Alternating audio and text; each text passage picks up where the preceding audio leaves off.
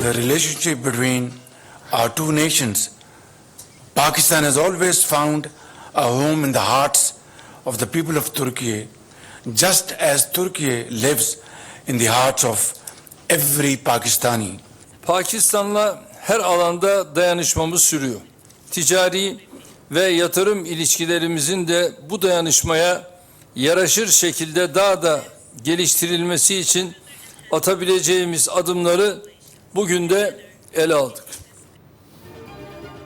पाकिस्तान और तुर्की तिजारती हजम 5 अरब डॉलर्स तक ले जाने का आज़म। पाकिस्तान और तुर्की दो दिल एक जान है।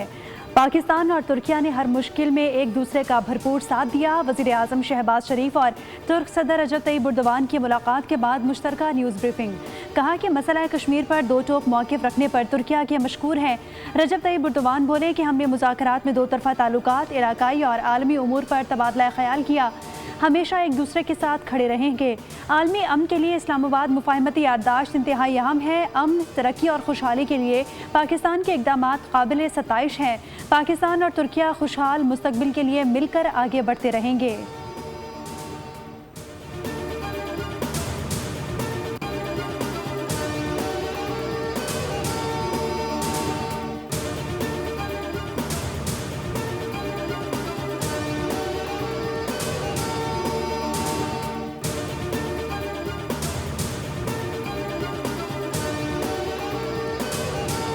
वज़ीर आज़म शहबाज शरीफ से इस्तंबुल में तुर्की के नुमाया कारोबारी ग्रुप्स की मुलाकातें। तुर्क कंपनियों को पाकिस्तान में मज़ीद सरमायाकारी की दावत दे दी।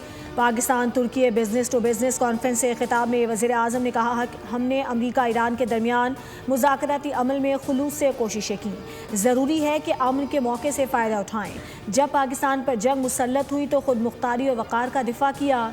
फील्ड मार्शल की क़यादत में अफ़वाज पाकिस्तान ने दुश्मन को वो जवाब दिया जो तारीख़ का हिस्सा है। इसहाक डार बोले, पाकिस्तान और तुर्की ने हमेशा एक दूसरे का भरपूर साथ दिया। मोहम्मद अली, परवेज़ मलिक, डॉक्टर यूसुफ जुनेद, शिज़ा फातमा, उवैस लगारी ने भी खिताब किया।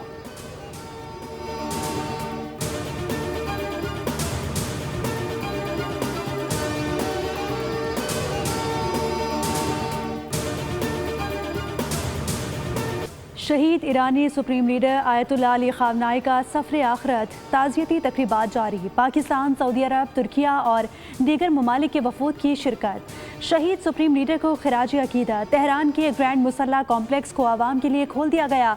आज आवाम को आखिरी दीदार कराया जा रहा है। हज़ारों लोग कई किलोमीटर पैदल चलकर मुकामी जनाजा पहुँचे। मेट्रो स्टेशन पर भी गैर मामूली रश। शहीद रहबर आला की नमाज जनाजा कल तेहरान में अदा की जाएगी। ईरानी हुक्काम के मुताबिक शहीद सुप्रीम लीडर के जस्ते खाकी को कुम, नजफ और करबला लेकर जाया जाएगा। 9 जुलाई को शहीद अली ख़ामनाई को आबाई शहर मशहद में सपुर्द खाक किया जाएगा।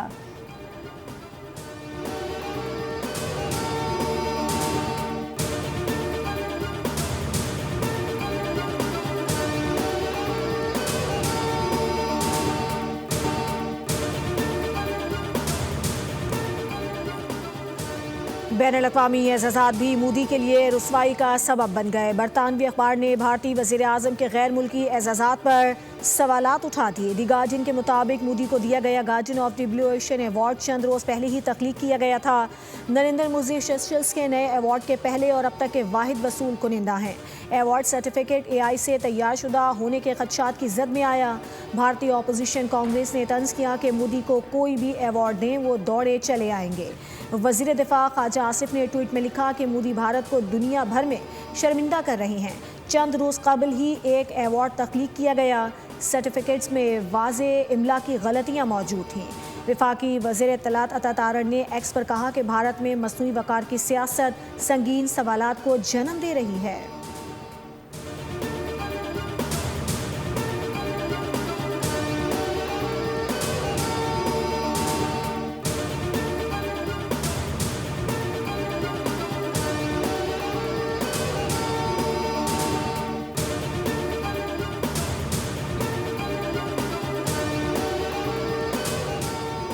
ईरान समझौता करना चाहता है। जनाजे के लिए 1 हफ्ते की मोहलत दी। अमरीकी सदर डोनाल्ड ट्रंप ने कहा कि हमने एक ही दिन में वेनेजुएला को शिकस्त दी और ईरान को भी बुरी तरह निशाना बनाया। अमरीका कभी किसी बादशाह के सामने नहीं झुका। अमरीका दुनिया का ताकतवर तरीन मुल्क है। अमेरिका हमेशा अमन का ख्वाह रहा, अगर इसकी सलामती या मफादात को खतरा हुआ तो भरपूर जवाब देंगे।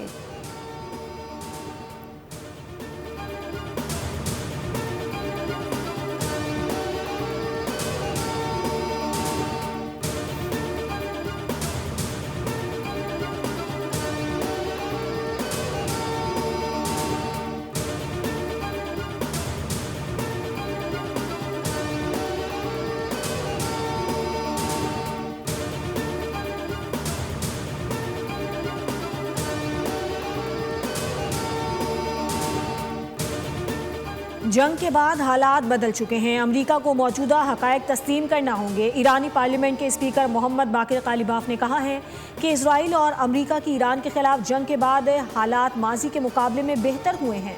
हालिया पेशरफ ने अमेरिका को नए हकायक कबूल करने पर मजबूर कर दिया है।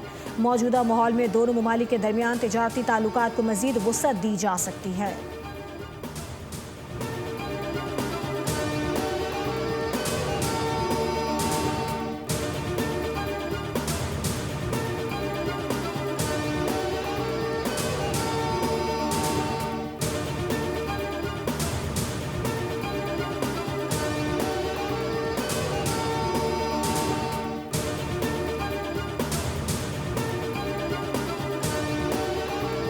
दहशतगर्द हमलों के खिलाफ पाकिस्तान को दिफा का मुकम्मल हक हासिल है। दहशतगर्दों की हिमायत और सरपरस्ती पर तालिबान रजीम हजीमत का शिकार है।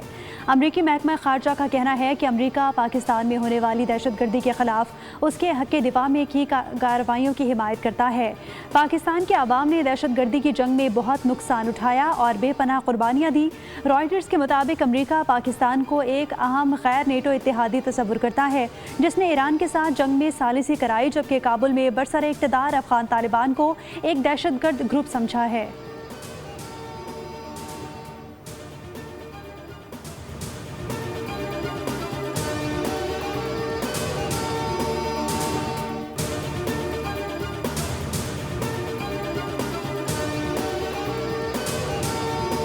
अंदर मुख्तलिफ मसालिक और मुख्तलिफ मज़ाहिब के लोग रहते हैं और किसी को ये हक हासिल नहीं है कि वो किसी दूसरे के मसलक, किसी दूसरे की इबादतगाह या किसी दूसरे के मुकद्दसात की तौहीन करे। हुकूमत पाकिस्तान, हुकूमत पंजाब इस पर बड़ा वाज़े अपना मौक़िफ़ रखती है।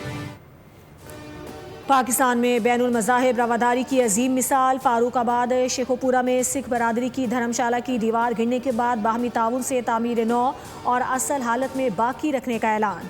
कौमी पैगाम अमन कमेटी के तहत तमाम मज़ाहिब के अकायदीन ने दौरा करके सिख बरादरी से इजहार यकजहती किया। हाफिज ताहिर महमूद अशरफी ने कहा कि आईन पाकिस्तान मंदिर, मस्जिद, गुरुद्वारा और धर्मशाला के हुकूक का ज़ामिन है और किसी सूरत उनकी हैसियत तब्दील नहीं होने दी जाएगी।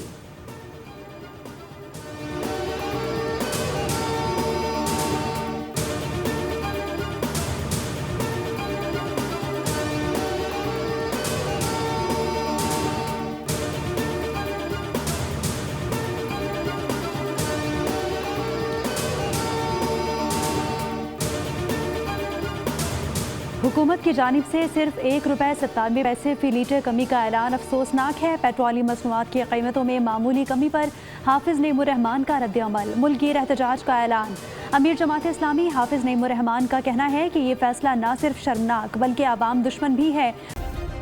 सब्सक्राइब करें और बेल दबाएं ताकि कोई खबर रह न जाए।